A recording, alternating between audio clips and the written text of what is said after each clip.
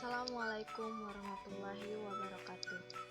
Baiklah, di sini saya akan mempresentasikan makalah Enterprise Arsitektur yang berjudul Pemodelan Sistem Informasi Akademik Menggunakan Zasman Framework. Studi kasus SMA Nurul Iman Palembang.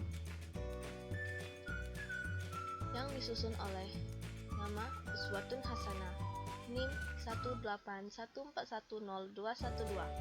kelas SI5G, mata kuliah Enterprise Arsitektur, Program Studi Sistem Informasi, Fakultas Ilmu Komputer, Universitas Bina Dharma Palembang.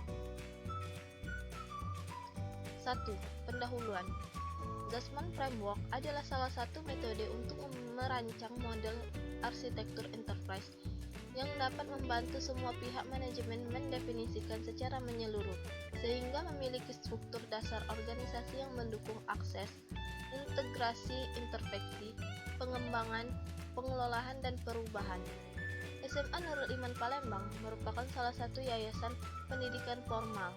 Saat ini, sistem informasi akademik yang ada pada SMA Nurul Iman Palembang masih menggunakan layanan konvensional dalam pengelolaan data akademik, di mana data tersebut dicatat di lembaran buku arsip oleh bagian akademik. Adapun penelitian terkait Zasman Framework yang dijadikan rujukan antara lain: 1. Penerapan Zasman Framework dalam merancang sistem pelapor kerusakan komputer. 2. Enterprise Architecture Planning, sistem informasi pada perguruan tinggi swasta dengan Zasman Framework. 2. Metode penelitian. Metode yang digunakan dalam penelitian ini yaitu metode development research. Metode pengumpulan data yang digunakan dalam penelitian ini adalah 1. Wawancara, yaitu dalam metode ini penulis mengumpulkan data penelitian dengan bertanya langsung kepada pihak yang bersangkutan yang memberikan informasi yang dibutuhkan. 2. Kepustakaan, mengumpulkan data dengan cara mencari dan mempelajari data-data dari buku-buku ataupun dari referensi lain yang berhubungan dengan penulisan pelapor penelitian proposal. 3. Observasi, metode ini dilakukan dengan cara mengamati langsung keadaan dan kegiatan pada SMA Nurul Iman Palembang sebagai objek guna mendapatkan keterangan yang akurat. Kerangka kerja yang digunakan adalah Zasman Framework yang terdiri atas 1. Perspektif perencanaan, yaitu menetapkan konteks, latar belakang, dan tujuan. 2. Perspektif pemilik, menetapkan model konseptual dan dari enterprise. 3. Perspektif perancangan, menetapkan model sistem informasi sekaligus menjembatani hal yang diinginkan pemilik dan hal yang dapat direalisasi secara teknis dan fisik. 4. Perspektif pembangun, digunakan dalam mengawasi implementasi teknis dan fisik. 5. Perspektif subkontraktor, menetapkan peran dan rujukan bagi pihak yang bertanggung jawab untuk melakukan pembangunan sistem informasi. Dan 6. Perspektif fungsional, merepresentasikan perspektif pengguna dan wujud nyata hasil implementasi. 3. Hasil dan pembahasan. Berdasarkan hasil pengumpulan data, maka selanjutnya akan dilakukan proses pemetaan masalah ke dalam kerangka Zasman untuk menghasilkan rancangan sistem yang dibutuhkan. Setelah peta masalah didapatkan, maka selanjutnya masalah-masalah tersebut akan disusun dalam kerangka metrik Zasman.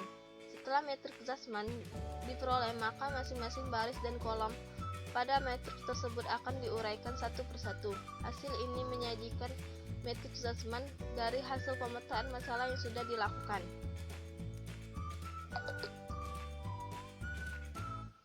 3.1. Perspektif perencanaan. 1. Pada data, mendefinisikan cakupan arsitektur enterprise dengan memaparkan data entitas yang penting bagi bisnis enterprise atau solusi masalah-masalah tertentu. Dari analisis didapat entitas yang ada pada SMA Nurul Iman Palembang yaitu 1. Siswa, 2. Guru, 3. Kelas, dan 4. Jadwal. 2. Pada fungsi, Mendefinisikan cakupan arsitektur enterprise dengan memaparkan daftar proses bisnis yang ada pada SMA Nurul Iman Palembang. 3. Pada jaringan. Mendefinisikan arsitektur enterprise dengan memaparkan daftar lokasi dari bisnis kegiatan sistem informasi akademik di SMA Nurul Iman Palembang. 4. Pada orang. Mendefinisikan cakupan enterprise arsitektur dengan memaparkan daftar organisasi atau agen-agen yang penting bagi organisasi, yaitu 1. Kepsek, 2. Guru, 3. Siswa, dan 4. Admin. 5. Pada waktu.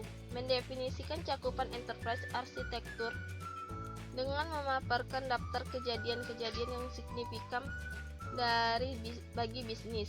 Bagian ini akan membahas mengenai daftar kegiatan utama yang terjadi di SMA Nurul Iman Palembang. Dan 6. Pada motivasi. Mendefinisikan arsitektur enterprise dengan memaparkan pernyataan misi, tujuan bisnis, dan strategi bisnis SMA Nurul Iman Palembang. 3.2. Perspektif pemilik. 1. Pada data. Mendefinisikan model enterprise dengan memaparkan kebutuhan pemilik terhadap data. Model yang dihasilkan dapat berupa diagram Business Level Entity Relationship. 2. Pada fungsi. Mendefinisikan model enterprise dengan memaparkan proses bisnis mencakup dekomposisi atau ketergantungan antara aktivitas-aktivitas bisnis. 3. Pada jaringan. Mendefinisikan arsitektur jaringan logis yang terdiri dari model sistem jaringan dan arsitektur sistem terdistribusi. 4. Pada orang. Mendefinisikan model enterprise dengan memaparkan model diagram organisasi. Agen dalam hal ini adalah unit organisasi. 5. Pada waktu. Mendefinisikan model enterprise dengan memaparkan jadwal induk organisasi. Waktu dalam hal ini adalah waktu untuk melakukan bisnis. Bagian ini berisi detail major event atau scope yang ada di SMA Nurul Iman Palembang. 6. Pada motivasi. Mendefinisikan model enterprise dengan memaparkan rencana bisnis, yaitu tujuan, strategi, dan taktik bisnis terkait. Sasaran dalam hal ini adalah tujuan bisnis, sedangkan metode dalam hal ini adalah strategi bisnis. Bagian ini membahas mengenai perencanaan jangka panjang SMA Nurul Iman Palembang. 3.3. Perspektif arsitek. 1. Pada data. Kolom model sistem atau sistem model mendefinisikan model sistem bagi data dengan mengidentifikasi model data logis. Model ini dapat berupa diagram Standard Entity Relationship, suatu graf dari entitas-entitas data dan relasi-relasi antara mereka berdasarkan hasil dua perspektif sebelumnya. Sistem model merupakan pembahasan lanjutan yang telah diuraikan pada enterprise model. 2. Pada fungsi. Kolom model sistem atau sistem model mendefinisikan model sistem fungsi dengan mengidentifikasi rancangan proses logis, model proses sistem, dan proses sistem informasi yang diperlukan. 3. Pada jaringan. Mendefinisikan arsitektur jaringan logis yang terdiri dari model sistem jaringan dan arsitektur sistem terdistribusi. Bagian sistem model menggambarkan sistem link topologi atau skenario jaringan SMA Nurul Iman Palembang. 4. Pada orang. Berikut merupakan peran data setiap entitas yang ada di SMA Nurul Iman Palembang. 5. Pada waktu. Kolom model sistem atau sistem model mendefinisikan model sistem yang terdiri dari struktur pemrosesan. Waktu dalam hal ini adalah waktu dari kejadian sistem, sedangkan siklus dalam hal ini adalah siklus pemrosesan. 6. Pada motivasi. Kolom perspektif perencanaan atau sistem model mendefinisikan model sistem yang terdiri dari arsitektur pengetahuan. Kolom ini menjelaskan keadaan sumber daya manusia dan pengembang sistem sumber daya manusia pada SMA Nurul Iman Palembang. 3.4. Perspective Builder. 1. Pada data. Mendefinisikan model teknologi dengan menyusun model data fisik. Model ini terdiri dari entitas relationship diagram dan direpresentasikan dalam bentuk segmen dan baris. 2. Pada fungsi. Mendefinisikan rancangan proses teknis dengan menggambarkan kebutuhan teknologi untuk melakukan dan mendukung proses. Teknologi model berikut ini merupakan gambaran tampilan dari sistem informasi akademik dan evaluasi pengguna lahan di SMA Nurul Iman Palembang. 3. Pada jaringan.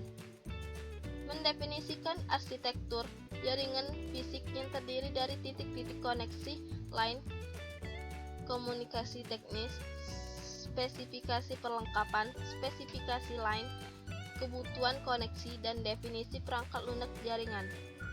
4. Pada orang. Mendefinisikan arsitektur enterprise, orang yang terdiri dari antarmuka SDM dan teknologi. Pada kolom ini menjelaskan struktur organisasi mengenai wewenang, tanggung jawab dari sumber daya manusia yang berperan dan terlibat di SMA Nurul Iman Palembang. 5. Pada waktu. Mendefinisikan model teknologi enterprise yang terdiri dari struktur kendali. Waktu dalam hal ini merupakan waktu yang untuk eksekusi, sedangkan siklus merupakan siklus komponen. 6. Pada kolom motivasi. Menjelaskan aturan-aturan yang digunakan dalam pembuatan desainer, yaitu A. Bahasa pemrograman yang akan digunakan bersifat open source sehingga yang dikeluarkan tidak terlalu besar. B. Adapun bahasa pemrograman yaitu PHP dan HTML. C. Database yang digunakan adalah MySQL. D. Tampilan menggunakan web. 35. Perspektif subkontraktor. 1. Pada kolom data.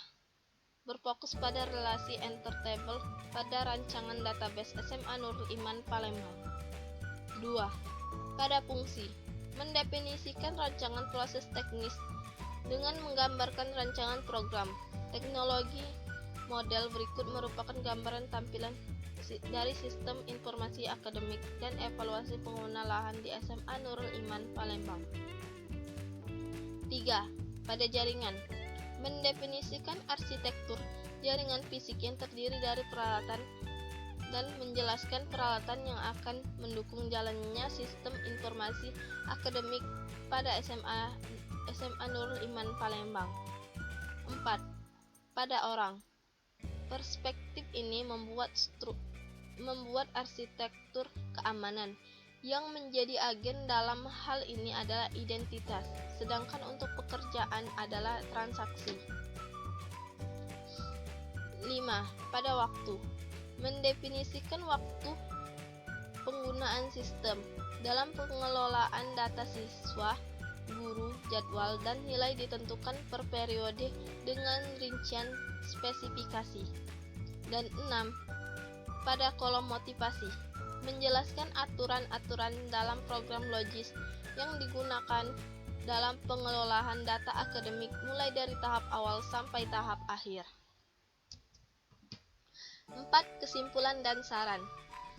Berdasarkan dari hasil penelitian saya yang dilakukan pada SMA Nurul Iman Palembang serta pembahasan yang dilakukan, maka dapat diambil kesimpulan bahwa penyusunan dokumen yang mendefinisikan organisasi secara lengkap merupakan hal yang bermanfaat.